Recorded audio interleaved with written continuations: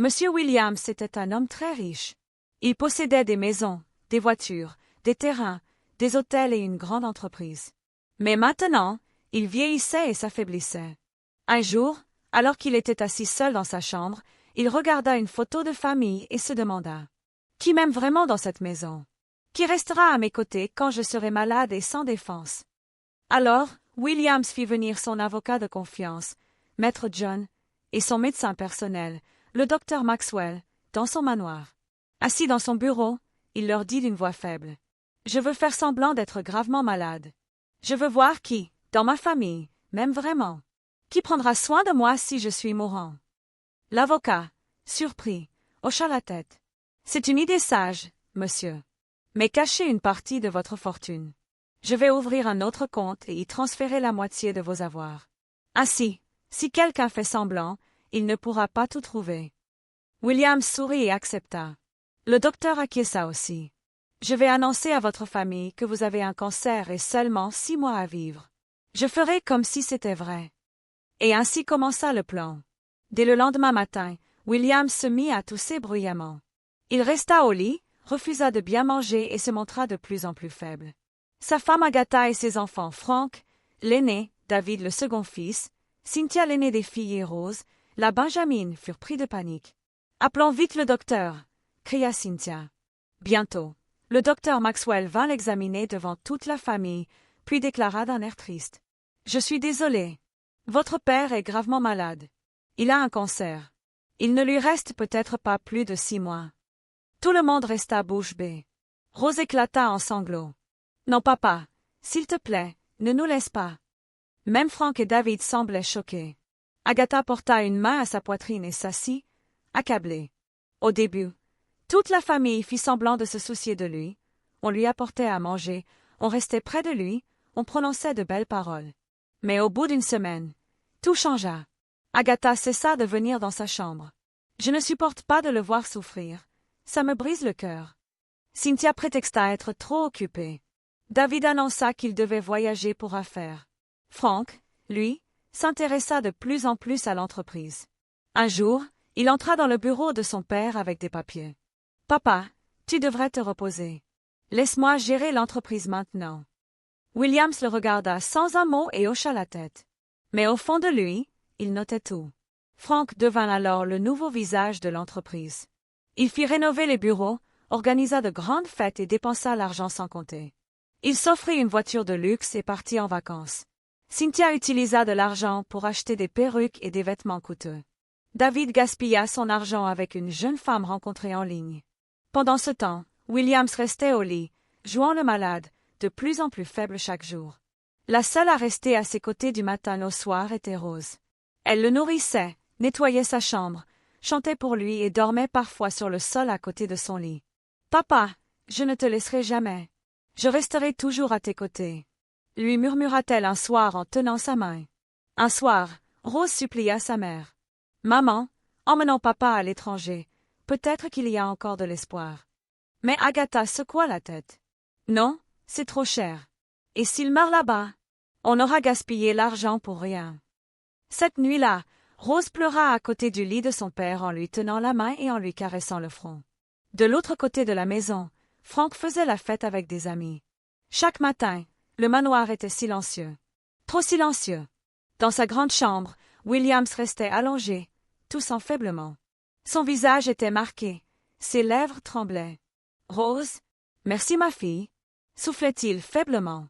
Elle lui souriait à travers ses larmes, lui essuyait le visage avec une serviette tiède, lui donnait de la bouillie à la petite cuillère et le massait doucement quand il toussait trop fort. Mais personne ne savait que Williams faisait semblant. Il n'était pas mourant, il testait l'amour de ceux qui disaient l'aimer. David leva les mains en l'air. « Maman, s'il te plaît, ne commence pas. Si tu continues à laisser Frank faire ce qu'il veut, il va vendre toutes les propriétés de papa une par une et l'entreprise ne va même pas prospérer. » Il y eut un silence, puis David ajouta: « Tu sais quoi? Je pense qu'il est temps. Appelle Maître John, l'avocat, qu'il vienne lire le testament de papa. Que chacun prenne ce qui lui revient et que personne ne touche à ce qui ne lui appartient pas. » Agatha resta silencieuse un moment puis hocha lentement la tête. « D'accord. Je l'appelle demain matin. » Le lendemain, À 10 heures, le salon était plein. Cynthia était assise d'un côté, le nez dans son téléphone. Frank, jambes croisées, affichait un petit sourire narquois. David, les bras croisés, attendait. Rose, silencieuse et inquiète, restait dans un coin. Au centre, maman Agatha trônait comme une reine.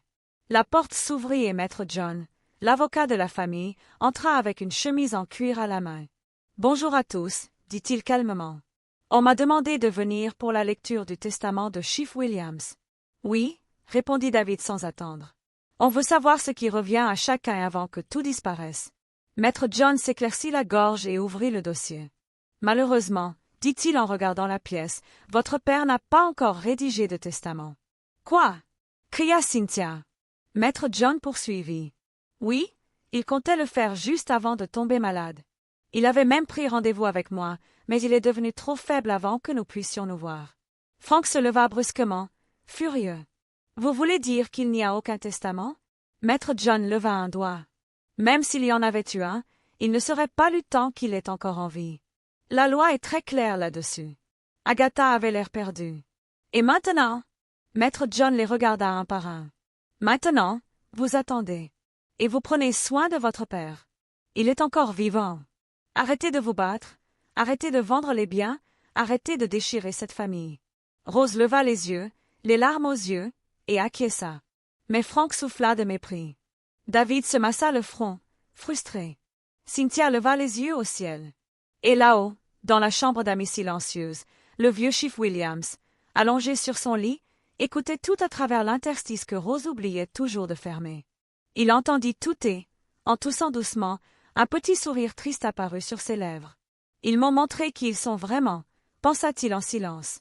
Une semaine après cette tentative ratée, le manoir baignait toujours dans une atmosphère lourde et glaciale. Chacun circulait la mine sombre, sans se parler. Mais Agatha, elle, avait autre chose en tête.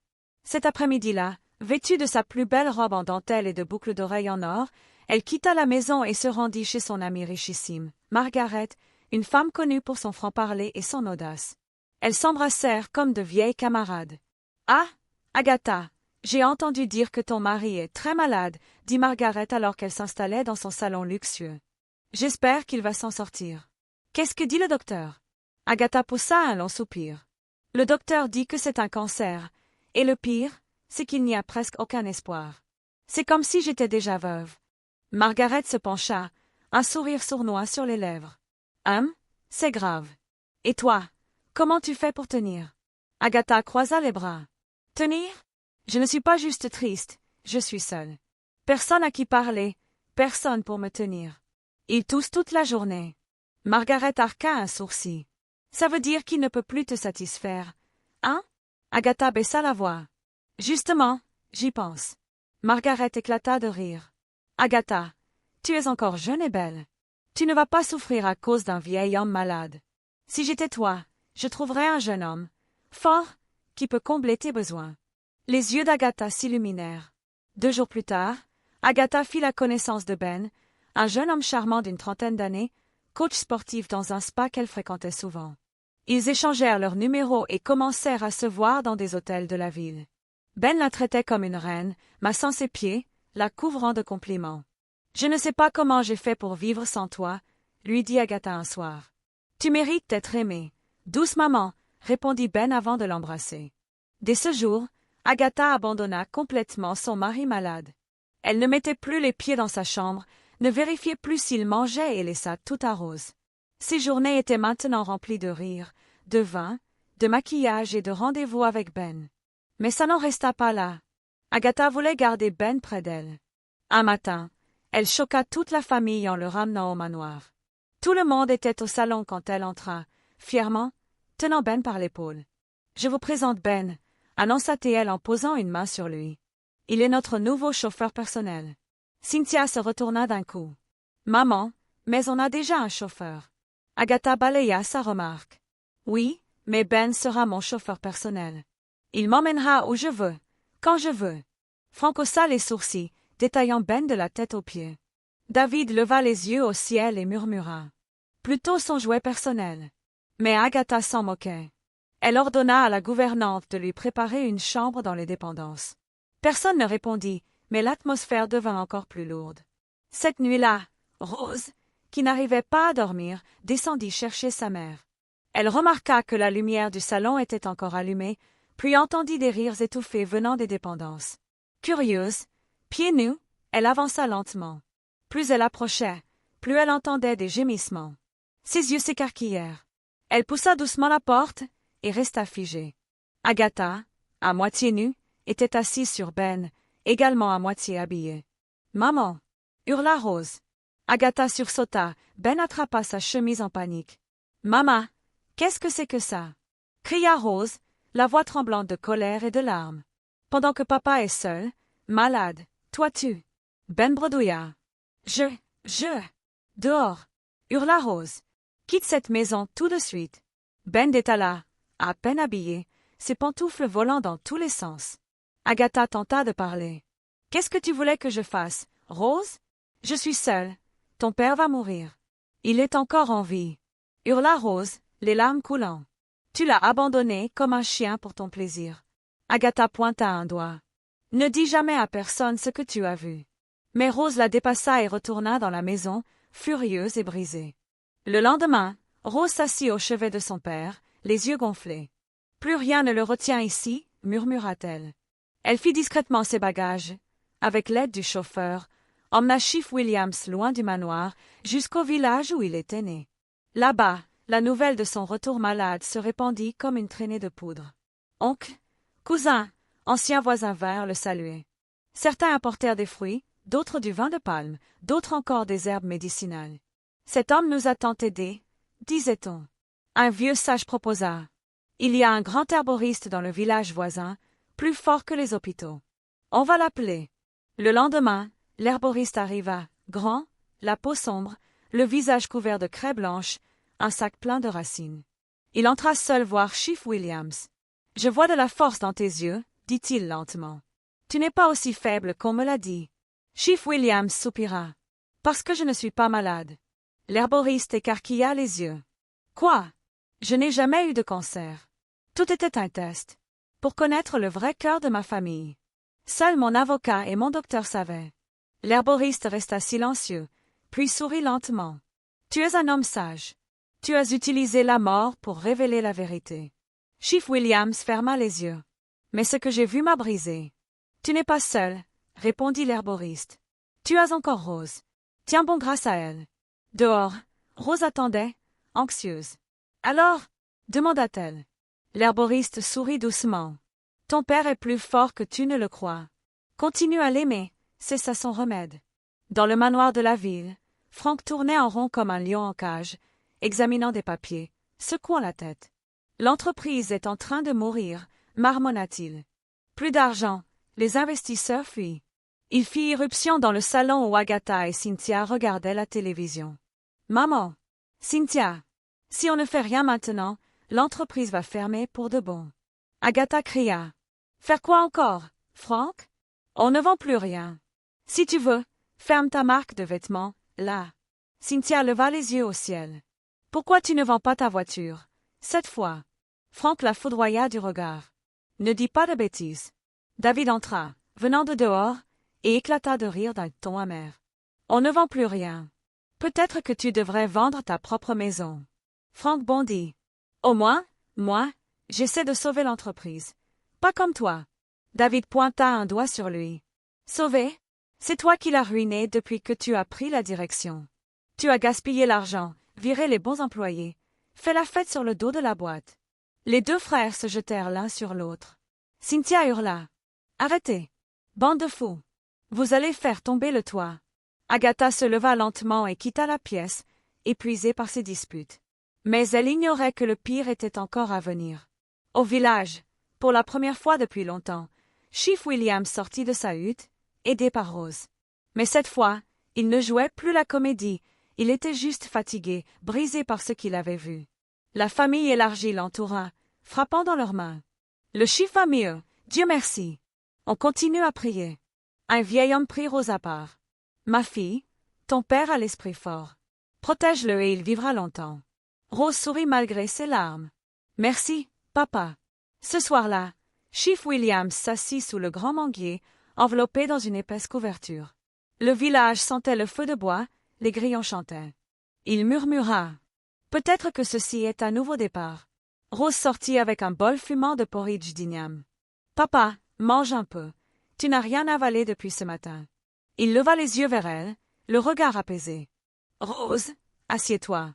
Il faut que je te dise la vérité. Quelle vérité, papa? Demanda-t-elle, troublée. Il prit sa main et dit. Tout ce que tu as vu, la maladie, le cancer, là tout, c'était faux. Je n'ai jamais été malade. Papa, souffla Rose, les yeux écarquillés. J'ai fait semblant. J'avais besoin de voir le cœur de chacun. Savoir qui m'aimerait encore quand je n'aurais plus rien à donner.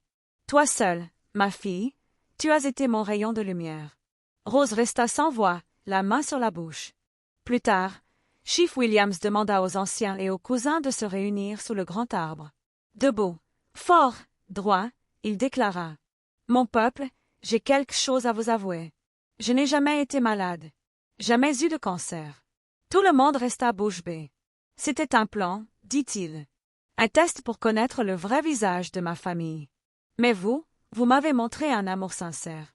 Et ma fille Rose, elle, m'a prouvé qu'elle est mon enfant de cœur. Un ancien hocha la tête. Chief, tu nous as appris une grande leçon. Le monde est plein de faux visages. Une femme ajouta. Ta fille est une bénédiction. Que Dieu la protège. Chief Williams sourit pour la première fois depuis des semaines. Le lendemain matin, sous le soleil radieux, Rose aida son père à préparer ses affaires. Il remit un costume traditionnel propre et monta dans la voiture. Les villageois se rassemblèrent encore une fois. Chief, voyage en paix. Reviens nous voir. On t'aime. Chief Williams leur envoya des baisers. De retour à la ville, l'entrée du manoir fut un choc pour tous. Les gardiens restèrent bouche bée en voyant Chief Williams sortir de la voiture, debout, fort, sans tousser ni boiter.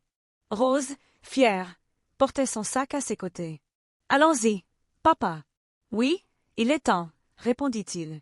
À l'intérieur, Cynthia, toujours sur son téléphone, leva les yeux et laissa tomber son portable. « Papa !» Elle courut et l'enlaça. « Tu marches. Tu es guéri. » David descendit les escaliers, casque sur les oreilles. Il s'arrêta net. « Attends, quoi ?» Frank apparut derrière, une bouteille de vin à la main. En voyant son père, la bouteille se brisa au sol. « Tu vas bien ?» Chief Williams les regarda un par un et dit calmement. « Bonjour. » Depuis la cuisine, Agatha arriva. « Qui a encore cassé quelque chose ici ?» Elle s'arrêta net en voyant son mari debout. Elle faillit tomber. « Mon amour, » murmura-t-elle. Rose, elle, se tenait droite. « Bienvenue à la maison, papa. » Chief Williams hocha la tête, traversa le salon sans un mot et alla s'enfermer dans sa chambre. Un silence de mort envahit la maison. Plus tard, Chief Williams sortit un petit appareil noir de son tiroir, une caméra. Il la relia à un écran et regarda les images. Tout ce qu'il avait simulé, tout ce qui s'était dit, était là, enregistré. Il respira profondément, prit son téléphone et appela. « Maître John, venez demain matin. Apportez tous les documents. C'est l'heure. » Le matin suivant, la famille était réunie, silencieuse, le visage fermé. Maître John était assis calmement, dossier en main. Chief Williams entra. Fort, imposant. « J'ai tout expliqué à Maître John, » dit-il. « Maintenant, je vais vous dire la vérité à tous. » Il les regarda un par un. « Je n'ai jamais eu de cancer. Jamais été mourant. C'était un test. Un test de loyauté, d'amour, de sincérité. Et vous m'avez montré vos vrais visages. » Il se tourna vers Frank. « Frank, tu as ruiné mon entreprise, licencié ceux qui m'étaient fidèles, gaspillé l'argent. Tu as vendu mes maisons, mes voitures. Tu as détruit ce que j'ai mis 40 ans à construire. » Il se tourna vers David. « David, tu as vendu un de mes plus grands hôtels et un de mes plus beaux terrains. Heureusement, Maître John les a rachetés en secret. » David tomba à genoux, en larmes. « Papa, pardonne-moi. »« Non, » dit Chief Williams froidement. « Tu as déjà eu ta part, l'argent de la vente. Tu ne remettras plus jamais les pieds dans mon entreprise. Trouve-toi un travail ailleurs. » Il se tourna vers Cynthia. « Toi aussi, tu as voulu vendre mes terres. Tu ne recevras rien jusqu'à ce que tu prouves que tu mérites quelque chose. » Enfin, il fixa Agatha. « Et toi, après tout ce que j'ai fait pour toi, Tu as amené un jeune homme dans mon propre lit. Tu as 24 heures pour quitter ma maison. Agatha s'effondra, hurlant. Je t'en supplie. Chief leva la main. Maître John, qu'on l'escorte dehors. Puis, Chief Williams se tourna vers Rose et lui prit la main. Maître John, tout ce qui reste m'appartient encore aujourd'hui. À partir de maintenant, tout revient à Rose. Elle est mon héritière unique. Elle sera la nouvelle directrice de l'entreprise. Tous les anciens employés licenciés par Frank doivent revenir. Leur place est prête. 1 an plus tard, sous la direction de Rose, l'entreprise prospéra de nouveau. Les profits doublèrent. Les employés l'appelaient Madame Rose. Frank et David trouvèrent des emplois ailleurs. Cynthia essayait toujours de prouver qu'elle avait changé. Quant à Agatha, plus personne ne parla jamais d'elle. Et Chief Williams, assis dans son bureau, regardait sa fille, fière et en paix. Elle avait passé l'épreuve. Ainsi se termine l'histoire de Chief Williams et de sa famille. Une histoire qui nous rappelle que la vraie richesse n'est pas l'or ni les maisons, mais l'amour sincère et la loyauté. Rose, la seule à avoir donné sans rien attendre, est devenue l'héritière d'un empire bâti par le sacrifice d'un père. Quant à ceux qui ont choisi la trahison, ils ont tout perdu. Souviens-toi, quand l'argent disparaît, seul le cœur reste, et c'est lui qui écrit ton véritable héritage. Merci d'avoir regardé. Abonnez-vous pour plus d'histoires qui touchent et qui enseignent.